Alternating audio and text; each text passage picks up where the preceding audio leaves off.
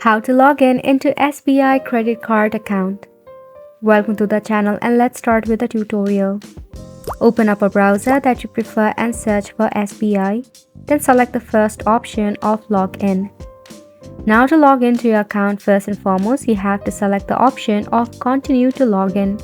So go ahead and tap on this bubble given to you. Now to log in, enter the credentials, that is your username, your password. Then again, confirm your password. Then verify yourself. Then select Login option. If you face any of the difficulty regarding the login, you can go ahead and check out the option Forgot Username or Forgot Password. Then you can easily go ahead and select a criteria from here, and you will get a different interface for every selection that you selected.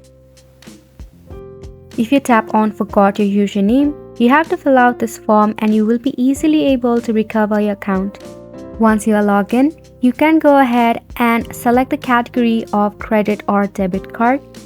In there, you will easily find all of your linked credit or debit card. If you want to link a new one, you can easily do that by tapping on the link option provided to you.